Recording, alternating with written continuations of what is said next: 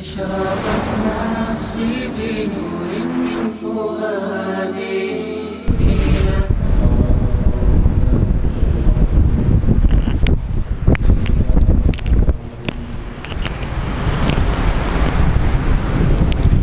وَإِذْ قَالَ رَبُّكَ لِلْمَلَائِكَةِ إِنِّي جَاعِلٌ فِي الْأَرْضِ خَلِيفَةً قَالُوا أَتَجْعَلُ فِيهَا مَنْ يُفْسِدُ فِيهَا وَيَسْفِكُ الدِّمَاءَ وَنَحْنُ نُسَبِّحُ بِحَمْدِكَ وَنُقَدِّسُ لَكَ قَالَ إِنِّي أَعْلَمُ مَا لَا تَعْلَمُونَ وَعَلَّمَ آدَمَ الْأَسْمَاءَ كُلَّهَا ثُمَّ عَرَضَهُمْ عَلَى الْمَلَائِكَةِ فقال أنبئوني بأسماء هؤلاء إن كنتم صادقين قالوا سبحانك لا علم لنا إلا ما علمتنا إنك أنت العليم الحكيم قال يا آدم أنبئهم بأسمائهم فلما أنبأهم بأسمائهم قال ألم أقل لكم إني أعلم غيب السماوات والأرض وأعلم ما تبدون وما كنتم تكتمون وإذ قلنا للملائكة اسجدوا لآدم فسجدوا إلا إبليس أبى واستكبر وكان من الكافرين وقلنا يا آدم اسكن أنت وزوجك الجنة وكلا منها رغدا حيث شئتما ولا تقربا هذه الشجرة فتكونا من الظالمين فأزلهما الشيطان عنها فأخرجهما مما كان فيه وقلنا اهبطوا بعضكم لبعض عدو ولكم في الأرض مستقر ومتاع إلى حين فتلقى آدم من ربه كلمات فتاب عليه إنه هو التواب الرحيم اللهم صل على محمد وعلى آل محمد كما صليت على إبراهيم وعلى آل إبراهيم إنك حميد مجيد اللهم بارك على محمد وعلى آل محمد كما باركت على إبراهيم وعلى آل إبراهيم إنك حميد مجيد اللہ پاک نے اس کائنات کے اندر بے تحاشا بڑی تعداد میں مختلف قسم کی مخلوقات پیدا فرمائی ہے، لیکن ان تمام مخلوقات میں سب سے افضل انسان اور فرشتے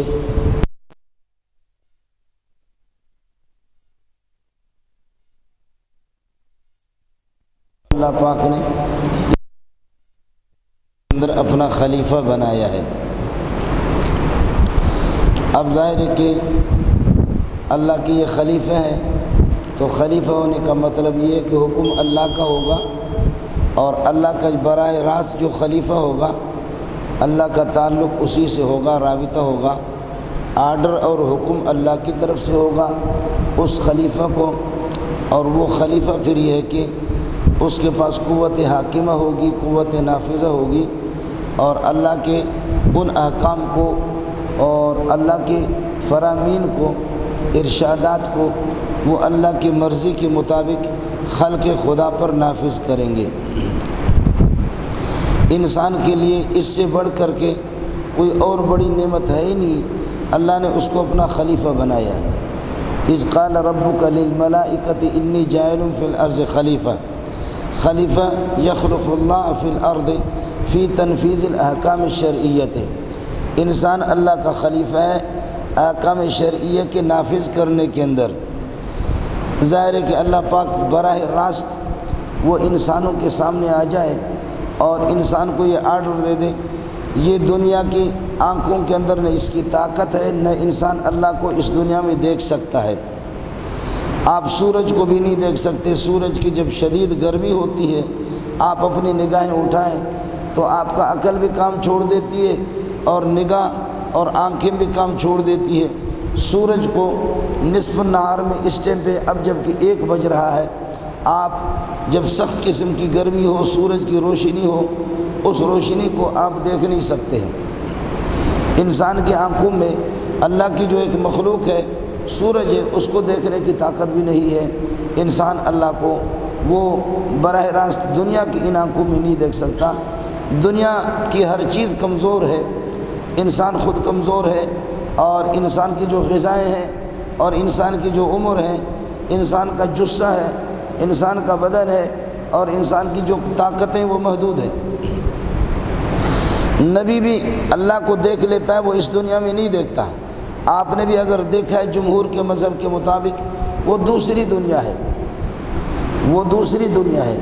آپ یہاں سب کچھ دیکھ سکتے ہیں، پانی کے اندر آپ چلے جائیں گے آپ نہیں دیکھ سکتے، پانی والی چیز یہاں اگر آ جائے گی کوئی مچھلی وہ بھی جلدی مر جائے گی، وہ آپ کو دیکھ نہیں سکے گی، اس کو موت آ جائے گی۔ ہر دنیا کے اور ہر علاقے کی آب و ہوا الگ ہے اور وہاں کی فضا الگ ہے۔ حضرت اقدس صلی اللہ علیہ وسلم نے اگر اللہ کو دیکھا ہے تو وہ بھی اس دنیا کی آنکھوں سے نہیں دیکھا ہے، وہ ماوراء الافلاک آسمانوں کو پار کر کے عرش پہ تشریف لے گئے تو وہ اللہ کو دیکھا ہے۔ اگرچہ بعض روایت میں مسلم شریف کی ایک حدیث ہے، حضرت اقدس صلی اللہ علیہ وسلم سے پوچھا گیا کہ آپ نے اللہ کو دیکھا ہے؟ حضرت نے فرمایا نور انا اراہ، نور انا اراہ، وہ ایسے نورانی مخلوق، نورانی خالق ہے، ایسا نور ہے اس کا، اور وہ نور اس کا حجاب بنا ہوا ہے، وہ پردہ ہے، اس نور کے ہوتے ہوئے میں اللہ کو نہیں دیکھ سکا۔ یہ روایت آ جاتی ہے، لیکن تاہم جمہور کا مسلک یہی ہے کہ حضرت اقدس صلی اللہ علیہ وسلم وہ اللہ سے قریب ہو گئے اور اللہ نے اپنی زیارت کرائی ہے۔ اگر زیارت کرائی ہے وہ بھی وہاں کی آب و ہوا بالکل الگ ہے، وہ یہ دنیا اس کو اب شمار نہیں کریں گے، وہ دوسری دنیا ہے۔ اس دنیا کے اندر آدمی اللہ کو دیکھے نہیں دیکھ سکتا، اس لیے اللہ نے اپنے خلیفے بھیجے ہیں۔ انبیاء کرام علیہ السلام وہ اللہ کے خلیفے ہیں، براہ راست ان کا لنک اور ان کا رابطہ، ان کا اتصال وہ اللہ کے ساتھ ہے۔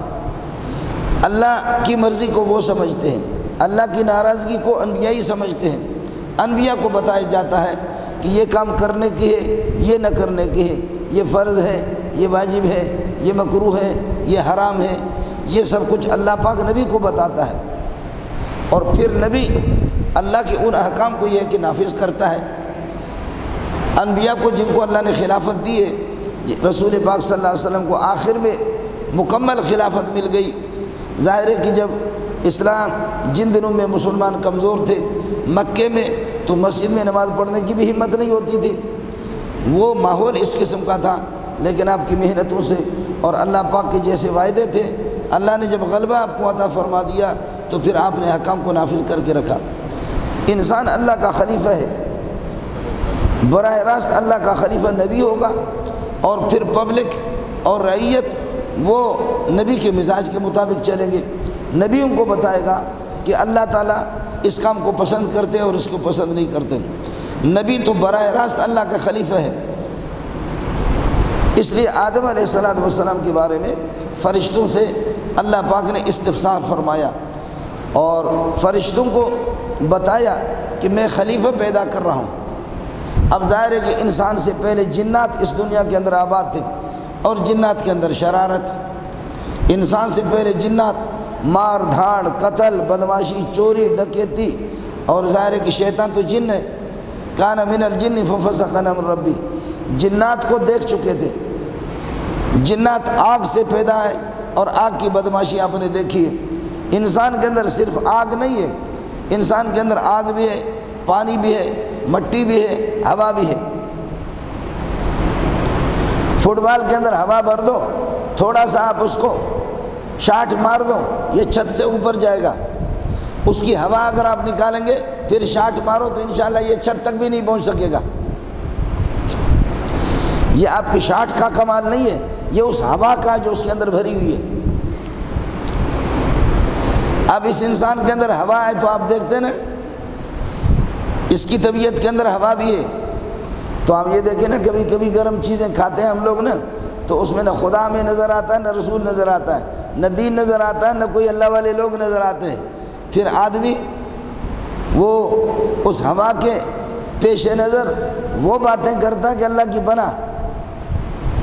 آگ کے اندر غرور ہے، اس میں تیل چھڑکا دو، اس میں آگ لگا دو، گر ایسے اوپر آگ جائے گی، اس کو دباؤ وہ دبے گی نہیں۔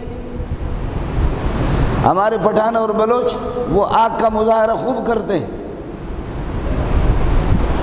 پٹھان اور بلوچ اس کا خوب مظاہرہ کرتے ہیں۔ بلکہ میں کبھی کبھی اپنے ساتھیوں سے کہتا ہوں، یہ 6 فٹ کا انسان جو ہے نا، وہ کبھی کبھی اس طرح غصہ ہوتا ہے گویا کہ اپنی ہوا سے وہ سورج کو بھی اڑاتا ہے، آسمانوں کو بھی اڑاتا ہے۔ آپ سمجھے نہیں؟ بعض لوگ اپنی چھوٹی ہوا سے وہ ہیلی کاپٹر بھی اڑا دیتے ہیں۔ یہ سب کچھ جو انسان کے اندر تعلی ہے، انسان کے اندر غرور ہے اور تکبر ہے، یہ سب کچھ وہی آگ ہے اور ہوا ہے، اس کی طبیعت کے اندر وہ چیز شامل ہے۔ مچھلی کھاؤ گے طبیعت گرم ہو جائے گی، انڈے کھاؤ گے طبیعت گرم ہو جائے گی، ٹھنڈی چیزیں کھاؤ گے پھر طبیعت کچھ ٹھنڈی ہو جائے گی۔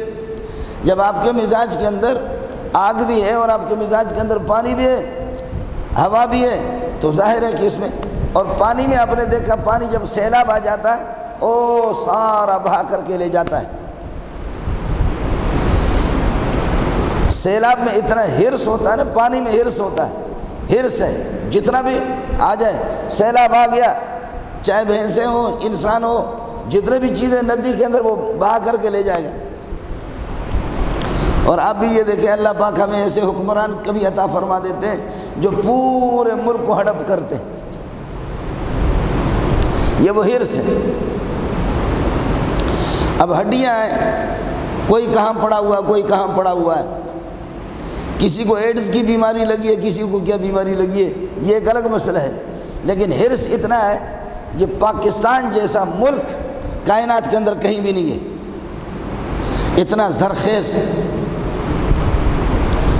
بلوچستان میں کچھ وہ علاقے ہیں جو اب تک لوگوں ظاہر نہیں کر رہے، بلوچ لوگوں کو ظاہر بھی نہیں کر رہے، کہتے شکر ہے حکومت کو پتہ بھی نہیں ہے۔ ایسے علاقے بلوچستان میں ہیں کہ حکومتی اہلکار کو معلوم نہیں ہے، وہاں سونا ہی سونا ہے۔ سندک ہے، اس پر تو قبضہ کر لیا، وہ سارا کا سارا باہر کی دنیا کو دے دیا انہوں نے، ہر چیز یہاں پر ہے، اور جو بھی آتا ہے اس کو لوٹتا ہے، لیکن کمال ہے اس ملک کا اب تک دنیا کے نقشے میں موجود ہے۔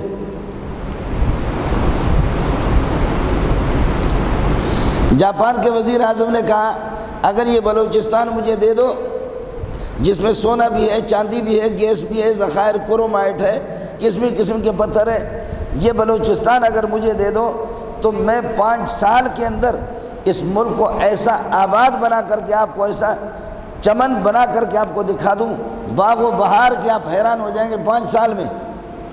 اس میں اتنے خزانے ہیں لیکن عوام کو مل نہیں رہے۔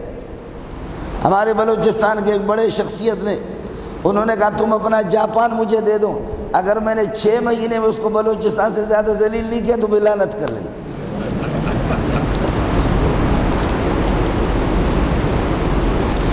یہ اگر اب 5 سال کے لیے بلوچستان دے دو، اس کے ذخائر سونا چاندی گیس یہ اس پہ لگ جائے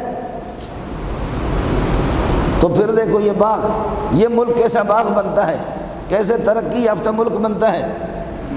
یہ کہتا ہے کہ صرف 6 مہینے کے لیے جاپان میرے حوالہ کر دو، میں اگر اس کو مفلوج نہ بنا دوں اور ایسا کنگلا بنا کر کے چھوڑ دوں تم لعنت بھیجو گے جاپان پر۔ کمال ہے اس ملک کا، جو بھی آ گیا لوٹ رہا ہے دونوں ہاتھوں سے، لیکن پھر بھی یہ دنیا کے نقشے میں موجود ہے۔ جو بندہ ہمارے یہاں سے ریٹائرڈ ہوتا ہے تو امریکہ میں کوئی بہت بڑا جزیرہ خریدتا ہے، کوئی فرانس میں کوئی جزیرہ خریدتا ہے، یہ جتنے اوپر سے آ کر کے ہم پر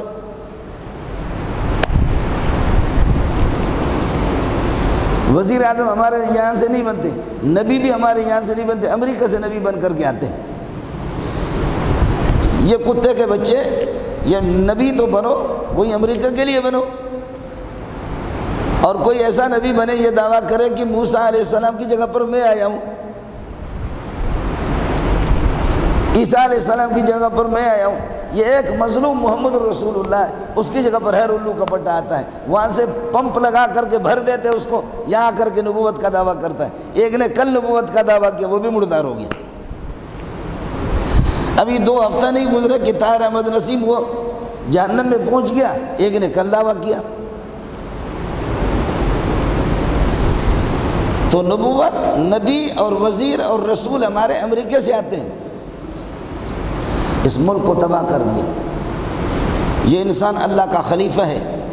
فرشتوں نے، غریبوں نے کہا کہ یہ جنات جس طرح لڑ رہے ہیں یا اللہ، یہ لوگ بھی آئیں گے، ان کے اندر آگ بھی ہے، ان میں ہوا بھی ہے،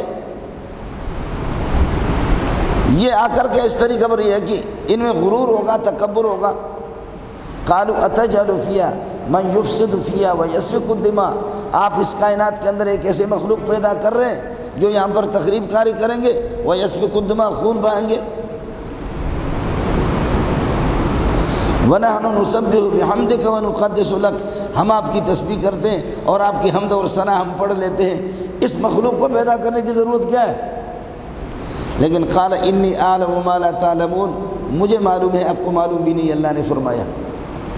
ہمارے مدارس میں کبھی کبھی کہتا ہوں آ جاؤ، سبحان اللہ، کوئی کالا ہے کوئی گورا ہے اور کوئی اللہ کا بھلا کہ جھومتے جھومتے طلباء کو دیکھو کہ مزہ آئے گا. اب کل پرسوں آ جاؤ آپ لوگ. اور یہ بھی شکر ہے کالجوں میں اور یونیورسٹی میں ہمارے مدرسوں میں بھی بعض طالب علم شکل ان کی طالب علم کی چوری کے لیے بھی آتے ہیں، بعض حکومتوں کی جاسوسی کرتے ہیں، بعض مختلف اداروں کی جاسوس بھی بنتے ہیں. لیکن بعض ایسے آدھی رات کو اٹھو گے تو آسمان بھی رو رہا ہوتا ہے، زمین بھی رو رہی ہے، یہ مسجد کی دیواریں بھی روتی ہے. وہ اپنے اللہ کے ساتھ لگی ہوئے، اپنے رب کے ساتھ مشغول ہے. انی اعلم ما لا تعلمون، یہ مجھے معلوم ہے، آپ کو معلوم نہیں ہے. جامع فاروقیہ میں طالب علم پڑھتا رہا، دور حدیث تک پہنچا، اس کو پکڑا گیا، وہ قادیانی نکلا. اتنا تیز بلوچی، سندھی، بروئی، اردو، عربی، فارسی، ساری زبانوں کا ماہر ظالم. کہاں سے کس ملک کے جاسوس بن کر کے آ گئے. ایسے بھی ہے، لیکن ایسے طالب علم بھی ہے. اسی جامع فاروقیہ میں میرے مہمان آئے تھے، سندھی مہمان تھے، اور وہ مہمان آدھی رات کو میرے بیٹک سے اٹھ کر کے مسجد چلے گئے کہ جا کر کے مسجد میں ہم نماز پڑھ لیتے ہیں. جا کر کے مسجد میں انہوں نے دیکھا مسجد کی بتیاں بند ہیں اور سردی کی راتیں ہیں، زار و قطار کچھ لوگ رو رہے ہیں. میں تو غافل مغفل قسم کا آدمی، لیکن بات ان کی کر رہا ہوں. جو مہمان تھے سندھی تھے، کھانا میرے ہاں کھائے اور رات کو وہ سو گئے. آدھی رات کو اٹھ کر کے مسجد چلے گئے. مسجد کی بتیاں بند ہے، 3 بجے کے ٹائم پہ رونے کی آواز ادھر سے بھی آ رہی ہے، ادھر سے بھی آ رہی ہے. ہمارا ذہن گندا ہے تو ہم اسی طرح سوچیں گے نا. مہمانوں کو شبہ ہو گیا کہ اس ٹائم پہ رونے کا کیا مطلب ہے. وہ جو گندا ذہن ہے آدمی کو شبہ ہوتا ہے. ایک نے جا کر کے اپنے موبائل لگا کر کے جا کر کے دیکھا بتی کہ بٹن لگا دی تو روشنی ہو گئی مسجد میں.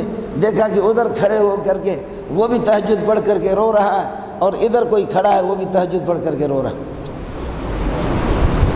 استاد جی مولانا منظور مینگر صاحب سو رہا ہے، خراٹے لے کر کے سو رہے ہیں. ٹھیک ہے، ان میں قاتل بھی ہوں گے، ان میں ڈاکو بھی ہوں گے، ان میں زانی بھی ہوں گے، مجھے معلوم ہے انی اعلم ما لا تعلمون. لیکن ان میں ایسے بھی ہوں گے جن کی ایک آواز پر عرش بھی ہل جائے گا. حضرت سعد کا جب انتقال ہو گیا تو رسول پاک صلی اللہ علیہ وسلم نے فرمایا اہتز لہ عرش الرحمن، میرے پروردگار کا عرش جنبش میں آ گیا کہ کون چلا گیا اس دنیا سے، سعد چلا گیا. اہتز لہ عرش الرحمن. ایسے لوگ بھی موجود ہیں.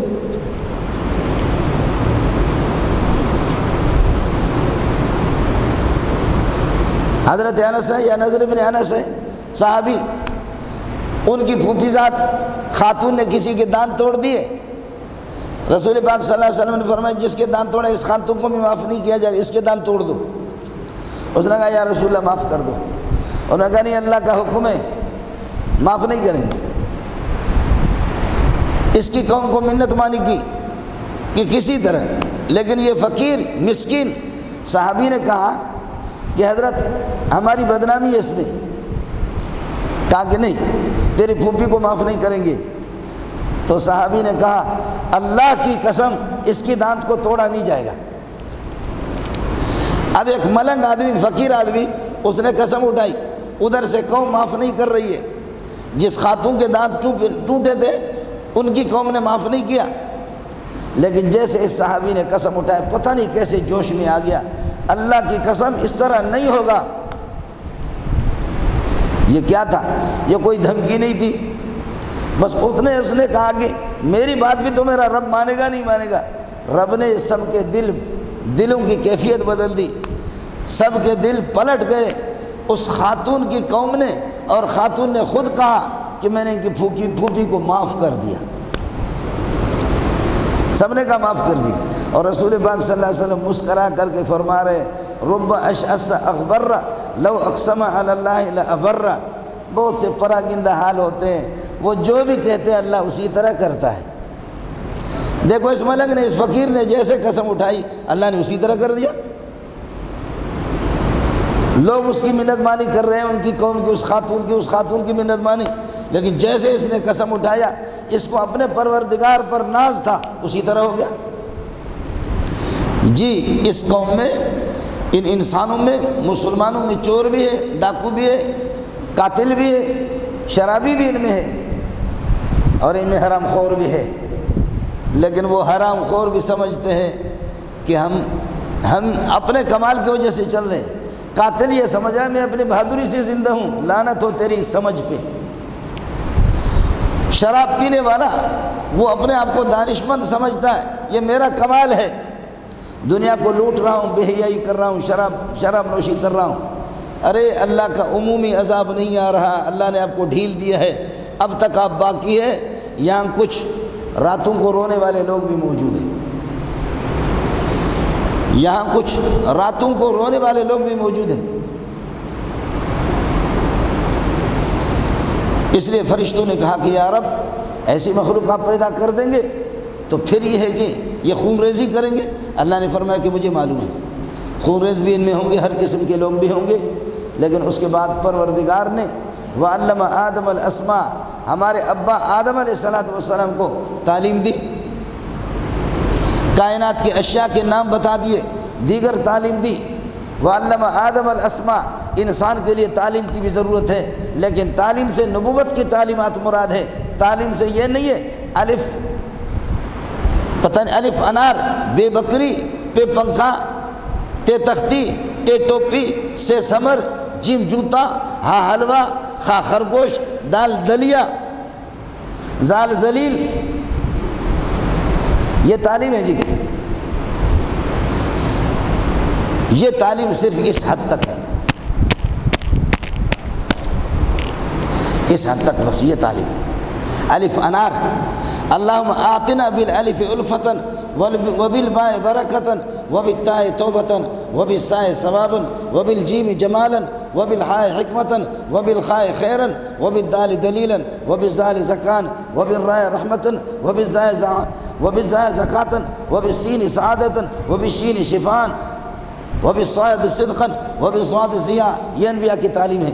اے اللہ الف سے ہم میں الفت پیدا فرما دے، اے اللہ با سے برکتیں عطا فرما دے، اے اللہ تا سے توبہ کی نصیحت فرما دے، اے اللہ سا سے ثواب ہمیں دے دے، تو ہم سے راضی ہو جا، اے اللہ جیم سے اپنے جمال کی زیارت کرا دے، اے اللہ ہاں سے ہمارے سینوں کو حکمت سے بھر دے۔ یہ بھی تعلیم ہے۔ اور الف انار، بے بکری، تے تختی، ٹوپی، سے سمر، جیم جوتا، صبح سویرے بچوں کو اتنی کتابیں پکڑا دیے، اس کو نہ وضو کی ضرورت ہے، نہ اس کو اللہ کا بھلا کرے نماز کی ضرورت ہے۔ جیسے اٹھا کریم اٹھایا اس کے منہ پہ لگایا، اماں جی نے کریم لگایا ایسے اس کے منہ پہ، اور اس کو پینٹ پتلوں پہنایا، ایسے اس کو یہاں ٹائی لگا دی، گویا کہ یہ کسی عیسائی کا بیٹا ہے۔ بچپن سے بتا رہا ہے یہ مسلمان کے گھر سے نہیں نکلا، عیسائی کے گھر سے نکل رہا ہے۔ کچھ تو ہمیں شرم آنی چاہیے نا۔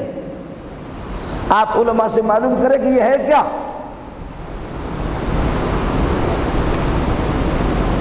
یہ الف انار، بے بکری، تے تختی، ٹے ٹوپی، سے سمر، جیم جوتا، ہاں حلوہ، خا خرگوش، اور تیرے جیسے خرکار۔ بچے کی شلوار بھی نکال دی، اور بس ایسے اماں جی نے نماز کی کوئی ضرورت نہیں، استنجے وضو کی کوئی ضرورت نہیں، وہ کریم مریم لگایا، کوئی سینٹ لگا کر کے اس کے پتلوں پہ لگایا، وہ ٹٹی گند میں ہے لیکن کوئی سینٹ میٹ لگا دی، اور پھر اتنی کتابیں اس کے یہاں پہ رکھا ہوا ہے، اور اس کو ڈبل روٹی ایسے تہ کر کے اس میں کچھ وہ لگا کر کے مکھن لگا کر کے دے دیا۔ راستے پہ اسکول پہ دیر ہو گئی ہے، جا رہا ہے امریکی کمانڈو جا رہے ہیں۔ اس بچے سے بڑھ کر کے وہ انگریزی کتابیں الف انار، بے بکری، بکری کو کہاں اٹھائے گا، انار کو کہاں، تے تختی، ٹے ٹوپی، سے سمر، جیم جوتا، یہ سارے کے سارے جوتے بھی ہے، خرگوش بھی ہے، اور سارے کے سارے بکریاں بھی ہیں، اس کے پیچھے یہ امریکی کمانڈو جا رہا ہے۔ وعلم آدم الاسماء كلها ثم عرضهم على الملائكة، آدم علیہ السلام میں وہ صلاحیت تھی۔ اب دیوار کو تم جتنا بھی اللہ آپ کا بھلا کرے، کیا ہے، دیوار کو معجون کھلاؤ، یہ شادی کے قابل نہیں بنے گی۔ فرشتوں میں یہ صلاحیت ہی نہیں۔ آدم کو اللہ نے اتنی تعلیم دی، اب فرمائے انبئونی باسماء ہؤلاء، ہمارے لیے تعلیم ضروری ہے۔ ٹھیک ہے، جہاز بناؤ اور فیکٹریاں بناؤ اور گاڑیاں بناؤ، جتنے بڑے میکینک بنو، کوئی بھی کرو، لیکن قرآن کی تعلیم، یہ انبیاء کی تعلیم، یہ مقدم ہے۔ یہ تعلیم تو نا، پاکستان کا مطلب کیا؟ لا الہ الا اللہ۔ پاکستان کا مطلب کیا؟ لا الہ الا اللہ۔ وہ جو بڑے تھے وہ قائد اعظم مرحوم تھے، علامہ اقبال تھے، علماء کے مشورے پہ چلتے تھے۔ علماء بتاتے تھے کہ لا الہ الا اللہ کا صرف یہ معنی نہیں ہے کہ اللہ معبود ہے۔ لا الہ الا اللہ کا مطلب یہ ہے اللہ معبود ہے اور ساری دنیا عابد ہے، لیکن عبادت کا طریقہ کیا ہے؟ نماز عبادت ہے، زکوٰۃ عبادت ہے، حج عبادت ہے، روزے عبادت ہے۔ نماز کی تفصیلات کیا ہے، روزے کی تفصیلات کیا ہے، حج کی تفصیلات کیا ہے، زکوٰۃ کی تفصیلات کیا ہے، یہ سب کچھ کون بتائے گا؟ محمد رسول اللہ، محمد بتائے گا۔ صرف یہی تھا، لاکھوں انسانوں کا خون بہا، گورے کا ہم پر تسلط تھا۔ بر صغیر پاک و ہند کے اندر آزادی سے ہم عبادت نہیں کر سکتے، آزادی سے ہم تقریر واضح و نصیحت نہیں کر سکتے، آزادی کے ساتھ ہم ایک دوسرے کو قرآن بھی نہیں سنا سکتے، آزادی کے ساتھ اللہ آپ کا بھلا کرے ہم مسجد نہیں بنا سکتے، مدرسہ نہیں بنا سکتے، آزادی کے ساتھ ہم اپنے علماء سے استفادہ کر بھی نہیں سکتے۔ گورا ہی گورا، گورا گورا، خنزیر ابن خنزیر۔ اس لیے ہمارے اکابرین نے جنگ لڑی، لاکھوں انسان در پدر ہو گئے۔ ہندوستان کے اندر لوگ اپنی پراپرٹیاں چھوڑ کر کے، اپنی جائیداد چھوڑ کر کے، پاکستان ایک الگ خطہ ہم نے حاصل کر لیا، اور مشرقی پاکستان بھی ہمارے ساتھ تھا۔ مشرقی پاکستان کو مفتی محمود نے حوالہ کر دیا، پاکستان کے ٹکڑے کر دیے، عبداللہ درخواستی نے کر دیا، حسین احمد مدنی نے کر دیا، اشرف علی تھانوی نے کر دیا، اور محمد قاسم نانوتوی نے کر دیا، رشید احمد گنگوئی نے کر دیا، علامہ محمد رضا خان نے کر دیا۔ نہ آپ بھی جانتے ہیں، میں بھی جانتا ہوں، مشرقی پاکستان کو ہم سے کس نے کاٹا۔ بعض لوگ تو بڑے بڑے سانپوں کو اپنے مقد کے نیچے بھی چھپاتے ہیں، اس قسم کے سانپ چھپ نہیں سکتے۔ سانپ جب بڑا ہوگا نا، وہ مقد کے نیچے نہیں چھپے گا۔ کن قربانیوں کے بعد پاکستان، مشرقی پاکستان، یہ سب ایک ملک بن گیا، لیکن مشرقی پاکستان کو ہم سے کس نے کاٹا؟ اور اب بلوچستان الگ ہل رہا ہے، خیبر پختون الگ ہل رہا ہے۔ یہاں ہندکو زبان بولنے والے، یہاں کشمیری زبان بولنے والے، یہاں پٹھان زبان بولنے والے، برطانیہ ہماری فوج سے ہٹ کر کے پٹھانوں کے علاقوں میں داخل نہیں ہو سکا۔ کشمیری دفاع کرتے رہے، ہندکو زبان والے دفاع کرتے رہے، ان کی قربانیاں، ادھر بلوچستان والوں کی بھی قربانیاں، یہ سب کی قربانیاں ہیں۔ پاک فوج کو سلام پیش کرتا ہوں۔ پاک فوج یہ نہ کہہ دے کہ ہم نے ملک حاصل کیا، آپ ضرور ہیں، ضرور آپ کی، یقیناً آپ کی محنت ہوگی، اس کا انکار نہیں کیا جا سکتا، لیکن جب عوام کی جب قدر نہیں کریں گے، پبلک کی قدر نہیں کریں گے۔ میرے نبی نے حکومت چلانا بھی سکھا دی ہے، شریعت نے حکومت چلانے کا طریقہ بھی سکھا ہے۔ شریعت یہ کہتی ہے کہ جو بارڈروں پر کافر رہ رہے ہیں، جو کافر بارڈروں پر رہ رہے ہیں، ان کے ساتھ احسان کرو، ان کو کھلاؤ، ان کو وظیفہ دے دو، ان میں پیسے بانٹو، تاکہ یہ کافر سرحدوں کے آپ کے مخالف نہ ہو۔ واہ!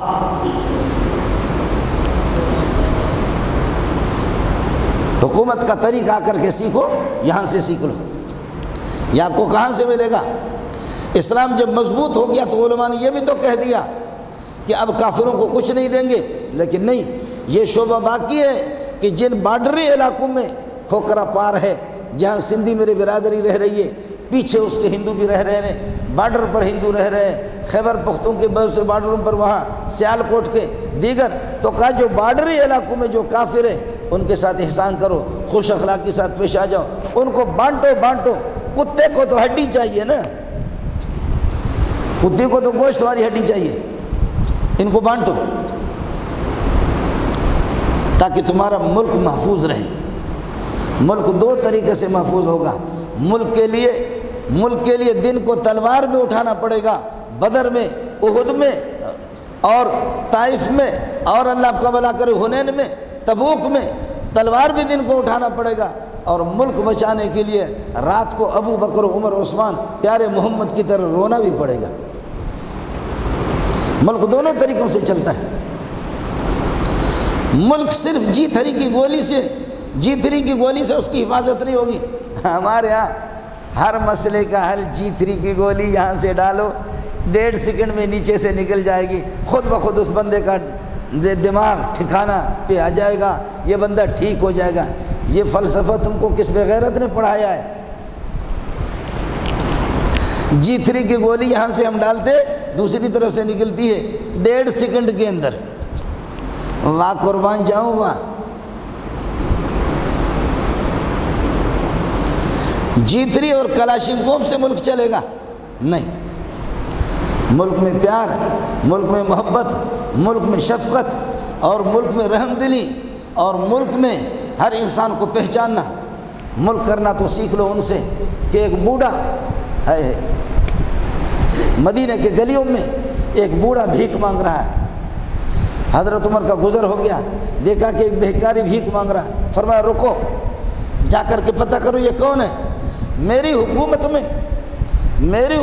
میں یہ بھیک مانگے بڈھا، ساتھیوں نے پتہ کیا، معلوم ہو گیا وہ یہودی ہے۔ ساتھیوں کو یہ توقع تھی کہ عمر کی شفقتیں اس پر نہیں ہوں گے، کہا سرکار یہ تو یہودی ہے، سرکار یہ تو یہودی ہے۔ حضرت عمر کے آنسو آ گئے، کہنے لگے ان کے نوجوانوں سے ہم ٹیکس لیتے ہیں، ان کے نوجوانوں سے، کاروباری لوگوں سے، تجارت والوں سے ہم ٹیکس لیتے، جب یہ جوان تھا اور ہم اس سے ٹیکس لیتے رہے، آج یہ بڈھا ہو گیا اور ہم سے بھیک مانگتے رہے، بھیک مانگے ہم سے۔ عمر کو اس بات کا خوف ہے، اللہ کی بارگاہ میں کیسے جاؤں گا؟ ارے اللہ کے بندو، فوراً اس کو روکو اور اس کو پیسے بھی دے دو، اس کا نام لکھ دو، ہر مہینے میں اس کو گھر میں وظیفہ پہنچائیں گے۔ اس کی جوانی کو ہم کھائیں اور بڑھاپے میں یہ ہم سے بھیک مانگے۔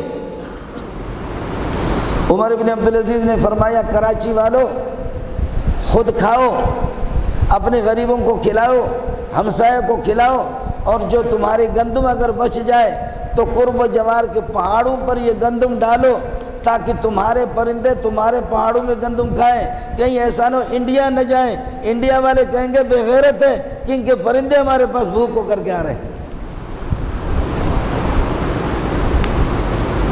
میں مثال سمجھا رہا ہوں کراچی سے، لیکن جہاں حکومت تھی عمر بن عبدالعزیز کی، فرمایا کہ بھائی خود کھاؤ، سرمایہ دار کھائیں، دوسروں کو کھلائیں، کمائی والے کھائیں، دوسروں کو کھلائیں، لیکن اگر کچھ بچ جائے تو اپنے دائیں بائیں سرحدی علاقوں پر یہاں پر یہ کہ گندم نچھاور کر دو کہ تمہارے پرندے تمہارے ملک سے نہ جائیں کسی اور ملک میں۔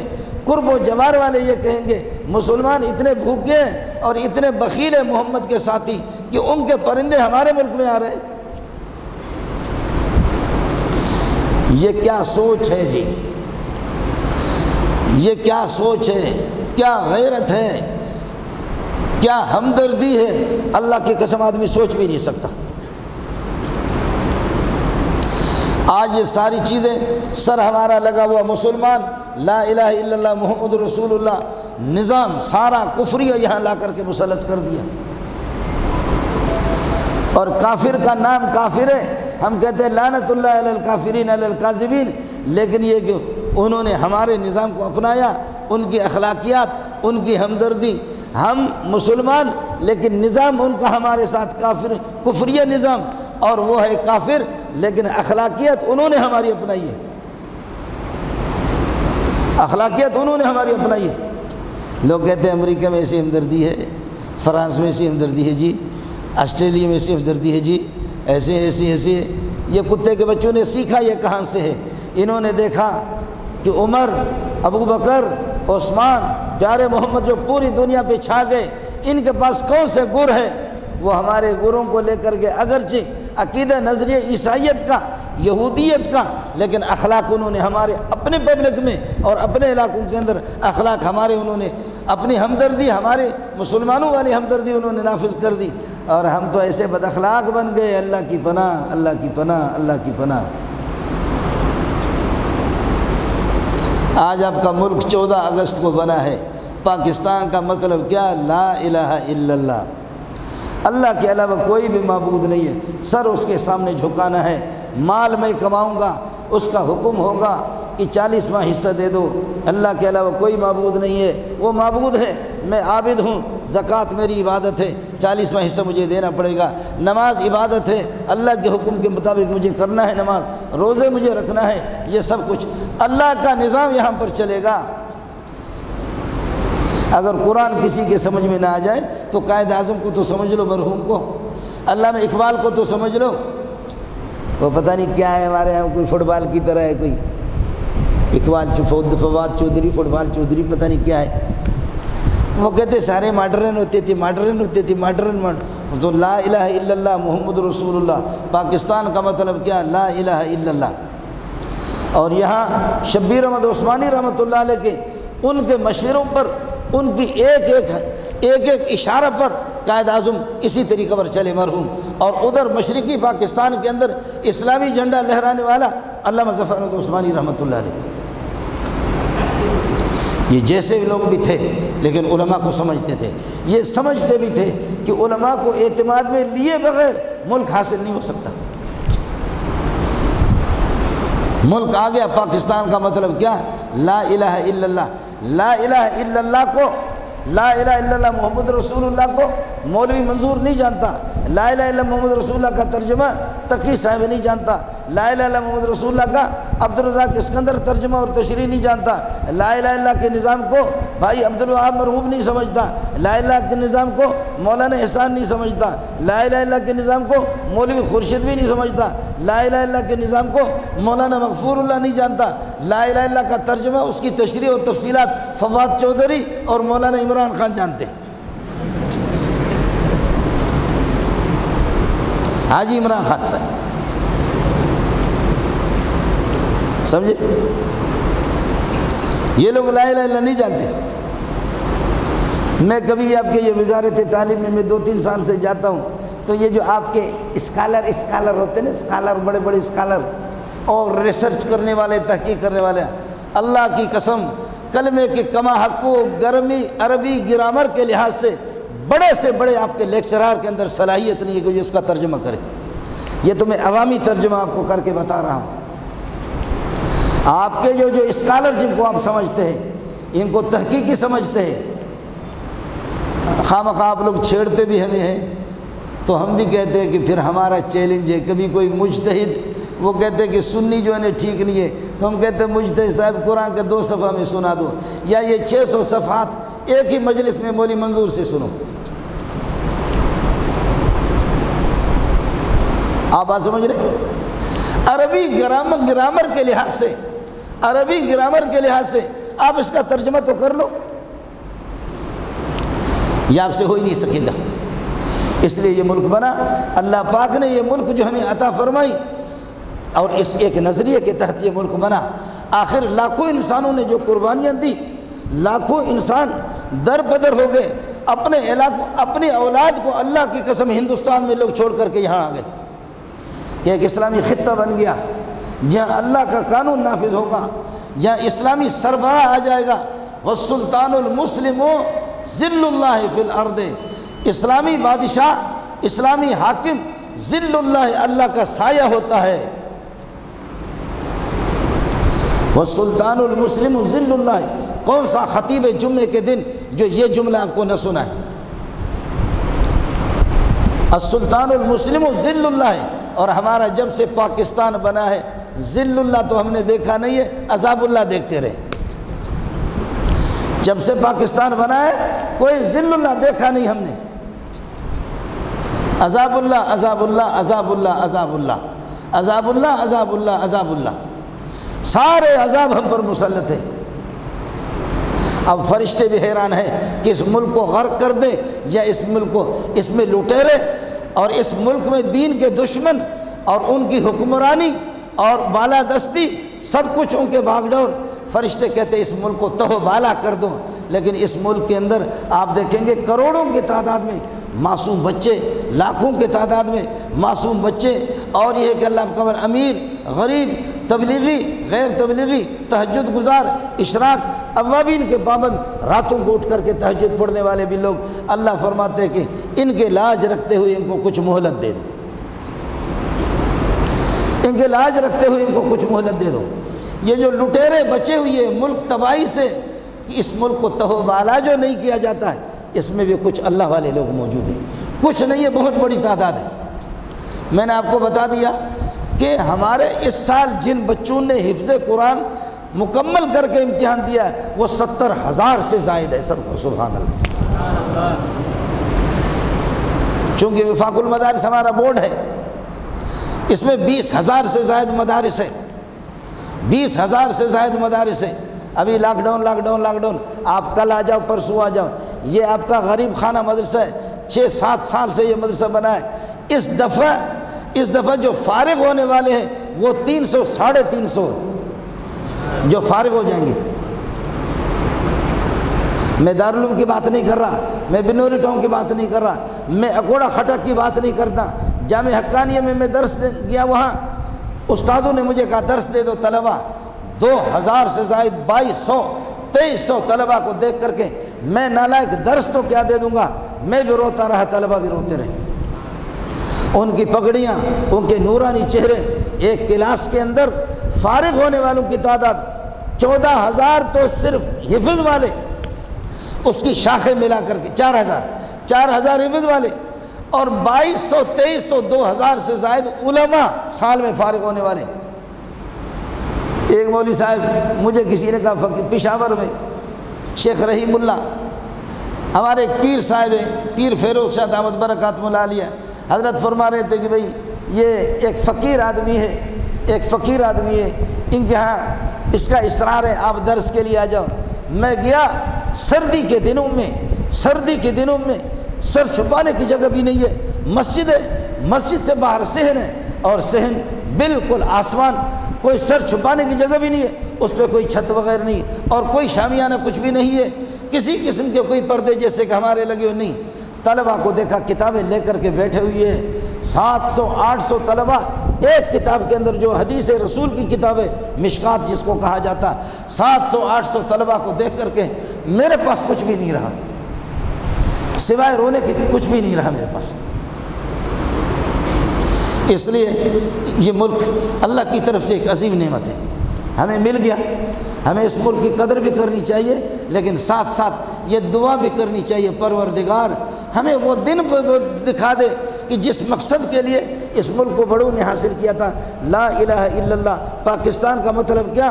لا الہ الا اللہ۔ ہم دیکھیں قومی اسمبلی میں بھی لا الہ الا اللہ نافذ ہو، صوبائی اسمبلی میں بھی نافذ ہو، اور فوجی اداروں کے اندر بھی ہو، پولیس کے اداروں کے اندر بھی ہو، مارکیٹوں میں بھی لا الہ الا اللہ کا نظام ہو، محمد کا طریقہ ہو، محمد رسول اللہ صلی اللہ علیہ وسلم، آپ کا نکاح اور آپ صلی اللہ علیہ وسلم کے خرید و فروخت، آپ کا نظام، قصاص کا نظام اور چوری کا نظام، چور کا ہاتھ کس طریقے پر کاٹا جائے۔ آپ کو حیرت ہوگی 1400 سال ہماری حکومتیں رہی، 800 سال ہماری حکومتیں رہی، 800 سال اسلامی حکومتیں رہی، چوری کتنے لوگوں نے کی ہے؟ صرف 11 آدمی نے۔ آپ کے پاس تاریخ ہوگی، آپ کی اپنی تاریخ مجھے دکھا دینا، میں عربی تاریخ بھی آپ کو دکھاؤں گا اور اردو تاریخ بھی آپ کو دکھا دوں گا۔ 800 سال حکومت، 800 سال میں صرف 11 آدمی نے چوری کیے اور ان کے ہاتھ کٹے ہیں۔ اور یہاں یہ قرآن ہے میرے ہاتھ میں، یہ قرآن قسم اٹھا کے کہتا ہوں، ایک مہینے میں ہمارے اس گوٹ میں 11 سے زیادہ 20-22 چوریاں ہوتی ہیں۔ چھوٹا سا گوٹ ہے، غریب لوگ ہیں، قربانی کی ان کے پاس نصاب بھی نہیں، ہمارے اس گوٹ کے قرب و جوار کے گوٹوں میں بہت کم لوگوں نے قربانی کی ہے۔ اللہ جزائے خیر دے باہر کے لوگوں کو، انہوں نے لا کر کے گائے یہاں ذبح کیے، گوٹ والوں میں انہوں نے گوشت تقسیم کیے، اور لوگ باہر سے آتے ہیں، غریب لوگ ہیں، کسی کے جیب میں 600 کسی کے جیب میں 500 ہے۔ وہ ہمارے ایک استاد صاحب بہت بڑا آدمی ہے، اس کو تھپڑ مارا اور اس کے جیب میں صرف 1500 روپے تھے، وہ اس سے لے گئے۔ یہ ہمارا لالا رحیم صاحب، یہ بہت بڑا آدمی ہے، لیڈر آدمی ہے، یہ آ گیا کہ مولوی منظور پتہ نہیں کون سے چینل سے گفتگو کر رہا، 1100 نہیں 1500 اس کے جیب سے، اور موبائل بھی لے گئے۔ کہنے لگے مولانا آپ کے جو ہے نا سم ہم وہاں کمبے کے پاس وہاں پھینک دیں گے، وہاں سے لے لینا۔ اور ایک آدمی وہ اس نے مجھے فون کیا، میں نے کہا یار آ رہے ہو، ہمارے شاگرد ہیں، میں نے کہا آ جاؤ، خیریت کے ساتھ آ جاؤ، دن میں آ جاؤ یار، تھوڑے سے پیسے میرے لیے بھی لے کر کے آنا۔ مولوی منظور یوسف صاحب، وہ وہاں سے جیسے ادھر سے ٹن کے، اس کا نام بھی منظور ہے لیکن منظور یوسف، میں منظور مہنگر ہوں، جیسے آئے تو چوروں نے روک لیا، کس کر کے تھپڑ مارے، پیسے موبائل 40-50 ہزار کا وہ بھی لے گئے، وہ میرے لیے بندے نے کچھ پیسے لے وہ بھی لے گئے، اس کے بھی لے گئے۔ آخر میں ایک چور نے کہا مولانا آپ بہت اچھے آدمی ہیں، یہ چشمہ آپ کا مجھے پسند ہے، یہ بھی دے دو، وہ چشمہ بھی لے گئے۔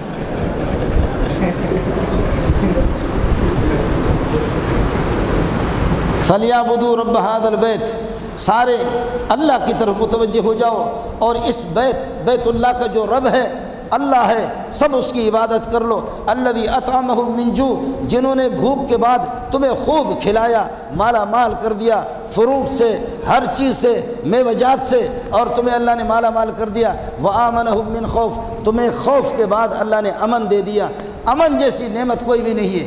میں کہتا ہوں کہ آپ ناراض نہیں ہونا، مسلمان کتنے کراچی میں مہینے میں مرتے ہیں، سینکڑوں کی تعداد میں، ایکسیڈنٹ میں، چوری میں، ڈکیتی میں، کوئٹہ میں، لاہور میں، اسلام آباد میں، فیصل آباد میں، سکھر میں، حیدرآباد میں، بڑے بڑے شہروں میں سال میں ہمارے ہزاروں مسلمان لٹ جاتے ہیں، عزت ان کی لٹ جاتی ہے، بہنوں کی عزت پر بھی حملہ ہوتا ہے۔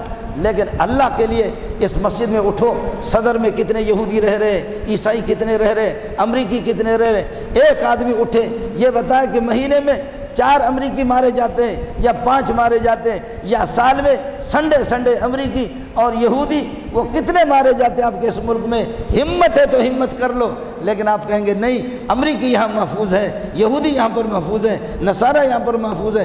تیری مرضی ہے، چاہے تو امریکیوں کو تحفظ فراہم کرے، اور چاہے تو مسلمانوں کو اس طریقہ پر یہ ہے کہ ان کو تڑپا دے اور مسلمانوں کو ذلیل کر دے۔ یہ سب کچھ آپ کی چھتری کے نیچے ہو رہی ہے۔ اس لیے قائد اعظم محمد علی جناح کی روح کو تکلیف نہ پہنچاؤ۔ اس ملک کی ہمیں قدر ہے۔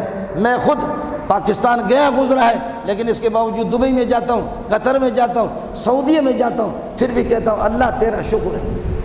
پاکستان میں لٹیرے جتنے بھی ہیں، ان تمام باتوں کے باوجود پھر بھی کہتا ہوں وہاں مدرسہ چلانے کی آپ کو اجازت نہیں، مدرسہ سعودیہ میں نہیں بنا سکتے آپ، دبئی میں کوئی مدرسہ نہیں بنا سکتے، کسی مسجد کی بنیاد بھی نہیں رکھ سکتے، قطر میں نہیں رکھ سکتے، یہاں پھر بھی اللہ کا احسان ہے، شکر ہے۔